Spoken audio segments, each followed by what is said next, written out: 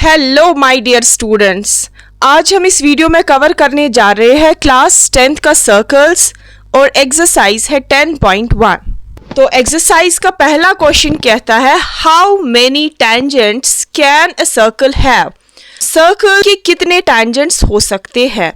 तो स्टूडेंट्स, अगर आपने मेरी पहली वीडियो नहीं देखी तो जाकर वो देख लीजिए, इंट्रोडक्शन ऑफ सर्कल्स। तो उसमें मैंने कहा था circle is the collection of infinite number of points. तो स्टूडेंट्स, अगर एक सर्कल एक इनफिनाइट नंबर ऑफ पॉइंट्स का बना होता है then we can draw infinite number of tangents to the circle. अगर ये एक पॉइंट है, इस पर भी मैं एक टेंजेंट ड्रॉ कर सकती हूँ। अगर ये एक पॉइंट है, इस पर भी मैं एक टेंजेंट ड्रॉ कर सकती हूँ। अगर ये एक पॉइंट है, इस पर भी मैं एक टेंजेंट ड्रॉ कर सकती हूँ। और आपको पता है स्टूडेंट्स, टेंजेंट वो वाली लाइन होती है सर्कल की जो इसको टच करता है एट ओनली वन पॉइंट। अगर सर्कल के सरकमफ्रेंस पर ये एक पॉइंट है तो इस पर भी मैं एक टेंजेंट ड्रॉ कर सकती हूँ।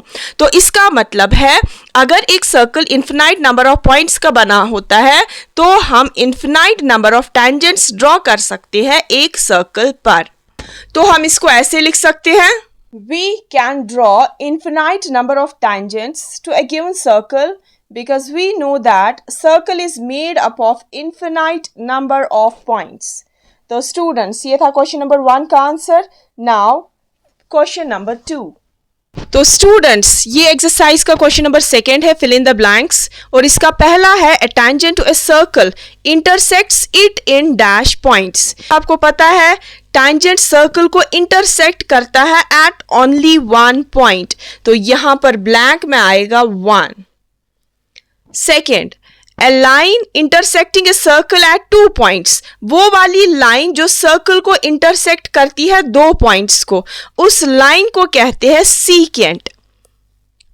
Third, A circle can have dash parallel tangents। हम एक सर्कल के सिर्फ 2 पैरेलल टेंजेंट्स ड्रॉ कर सकते हैं, तो इधर आएगा 2।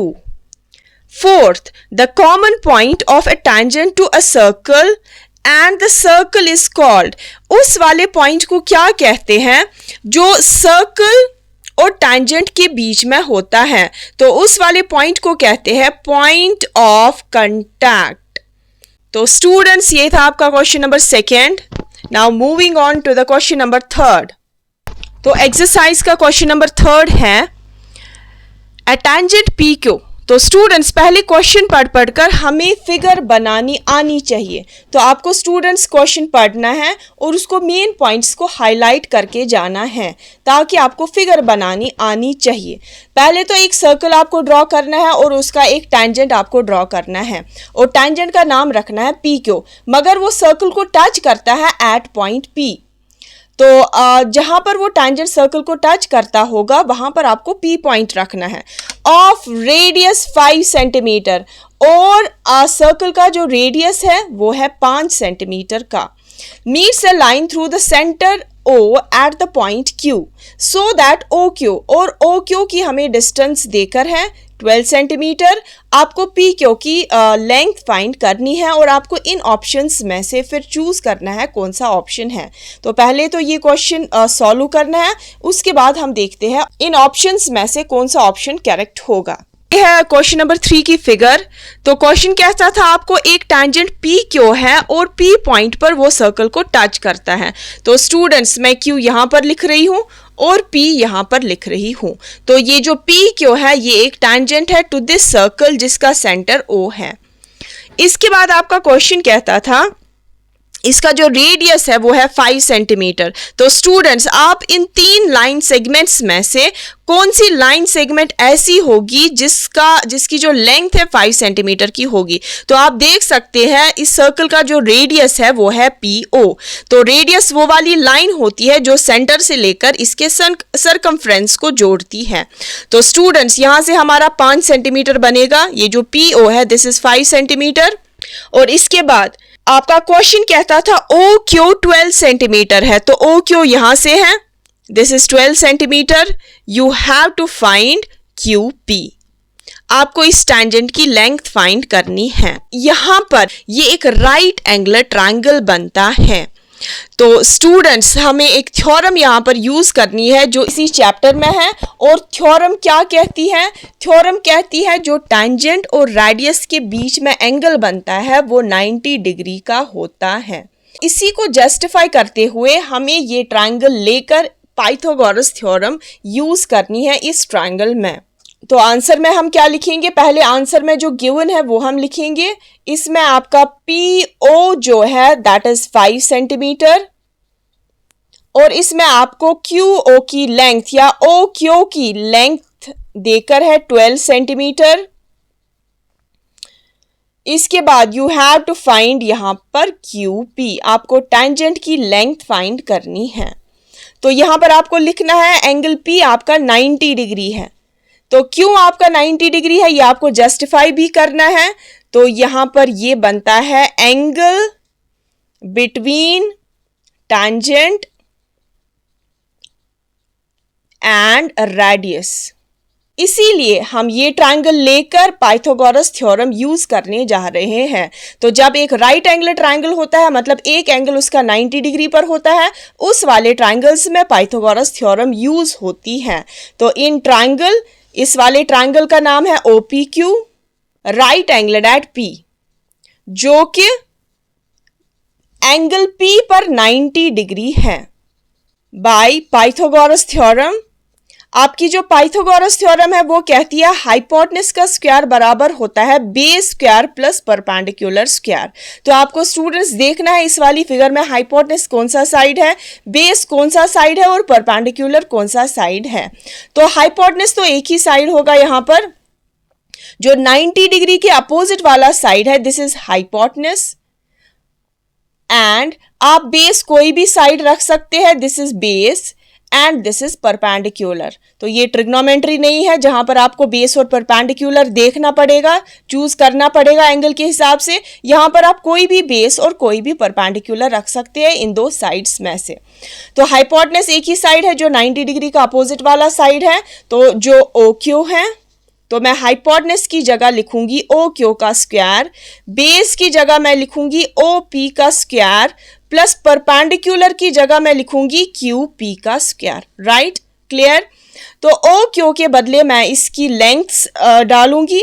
इन 3 लेंथ्स में से 2 मेरे पास हैं और एक मुझे फाइंड करनी है। तो OQ मेरा है 12 सेंटीमीटर, तो मैं लिखूंगी 12 का स्क्वायर। तो चाहे तो मैं यूनिट्स साथ लिखूं या नहीं लिखूं, लास्ट में लिखूं।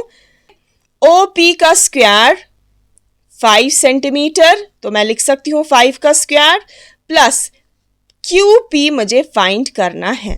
तो 12 का स्क्वायर बनता है स्टूडेंट्स 144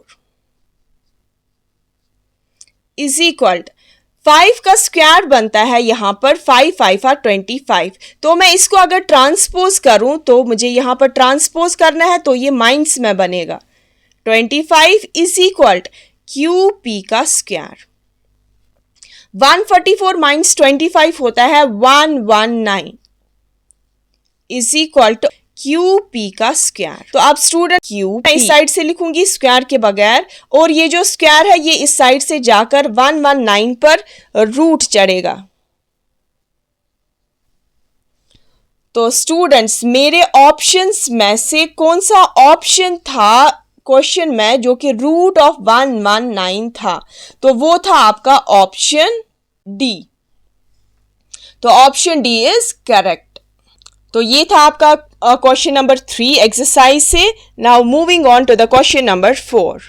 एक्सरसाइज का क्वेश्चन नंबर 4 कहता है ड्रॉ अ सर्कल। आपको एक सर्कल ड्रॉ करना है। तो मैंने एक सर्कल ड्रॉ किया, किसी भी रेडियस का आपको एक सर्कल ड्रॉ करना है, and 2 lines parallel to the given line. तो स्टूडेंट्स सपोज अगर ये मेरी गिवन लाइन है, दिस लाइन इज L, और ये मेरी गिवन लाइन है आपको इसी गिवन लाइन की 2 लाइंस और ड्रॉ करनी है। तो दैट मीन्स इस सर्कल के आसपास 3 लाइंस होंगी। एक लाइन आपकी गिवन लाइन है और 2 लाइंस कैसे आपको ड्रॉ करनी है, such that one is tangent, एक आपका टेंजेंट होना चाहिए और दूसरा आपका सीकेंट बनना चाहिए। तो स्टूडेंट्स, आपको पता है टेंजेंट वो वाली लाइन है जो सर्कल को टच करती है एट ओनली 1 पॉइंट। तो मैं एक और लाइन ड्रॉ करूंगी। तो ये लाइन इस लाइन के पैरेलल होगी, पैरेलल भी होगी और टेंजेंट भी बनेगी। तो दिस लाइन इज एम और ये इस सर्कल का टेंजेंट है। और दूसरी लाइन मुझे ऐसी ड्रॉ करनी है, एक तो पैरेलल भी होनी चाहिए और सीकेंट भी बननी चाहिए। तो मैं दूसरी लाइन बिल्कुल पैरेलल में ऐसे डालूंगी जो इस सर्कल को टच करती है at 2 points. So this is the secant. तो and this line is n. तो इसको हम ऐसे लिखेंगे, m is parallel to l, m जो है वो l लाइन के पैरेलल है and also the tangent to a circle, और ये सर्कल का टेंजेंट भी है। और नेक्स्ट हमें लिखना है जो तीसरी लाइन है आपकी n is parallel to l, n भी जो है वो l के पैरेलल है and also the secant to the circle, और ये जो n है ये सर्कल का सीकेंट भी है। तो आई होप स्टूडेंट्स आपको ये सारे क्वेश्चंस क्लियर हुए होंगे। तो मिलते हैं नेक्स्ट वीडियो में नेक्स्ट टॉपिक्स के साथ। Till then good bye.